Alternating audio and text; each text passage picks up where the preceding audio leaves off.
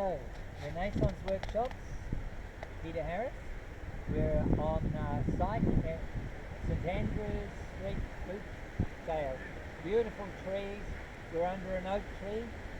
I believe that life is magical, and we are too. But I want to talk today about something that's been exercising me greatly, that there is a misapprehension about life that actually we can explain everything without recourse to anything non-physical. The physicalism is the accepted error of our time, and it's become more and more evident that it's undermining our entire culture. We are self-immolating, and there is no substitute for the unseen, which is primary. And I would like to suggest, as a writer of fantasy who believes that there is the transcendental order, call it God, call it the ground of being, call it he, call it she, but for goodness sake, and I can prove it. I have a book here called The God Proof, and that is basically a new, let me see what I'd say, a new statement of the cosmological and ontological arguments for the reality of God. I say reality because it is a fairly old heresy that existence can be separated out as a property of all things, including God. So you can say, well, here's this idea: there's a God, and does he exist? Does he have the property of existence or not? Well, if you properly understand what the very concept of God is, you realize that once you understand it, you see it's just like pi, or 1 and 1 is 2. It's self-evident. In the very conceiving of the idea of God, you realize that it must be, it is real.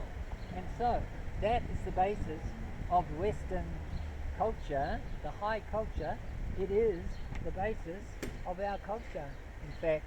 And when Moses saw the burning bush, he said, "Who will I say send me?" And he said, I have sent you. That's the beginning of the Western culture, you could say. Because back then, there were idols. There was this idol and that idol, and stone.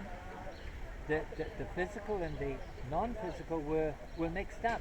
Suddenly, the non-physical, self-existent, uncreated reality is interacting with humans, and humans are, for the first time perhaps, seeing, certainly in written history, first time they are understanding that the real God is actually self-existent. I am that I am. So, I'm not a Christian, but the Christian Saint Anselm had an ontological argument. It occurred to him as an epiphany. So the ontological argument that let me just say, this is a very short book, and it's called The God Proof by Peter Harris, and it's available on Amazon. It's about $1.99.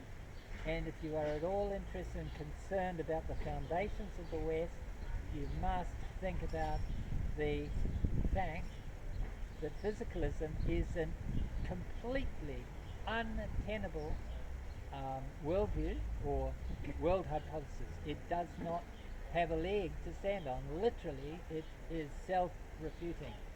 And C.S. Lewis said it. There is the proof that there is the supernatural in the fact that we, in our minds, can perceive and conceive of these concepts. And one of them is the concept that, hey, all of this is contingent. The non-contingent source of all being is what we call God. So that's about it.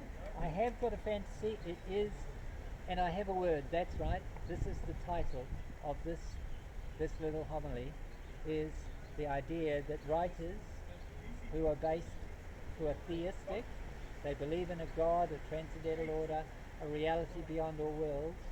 Those writers should be called something when they write fantasy in that understanding, and I've got the word for it: Magical Theism. Like it, like and subscribe.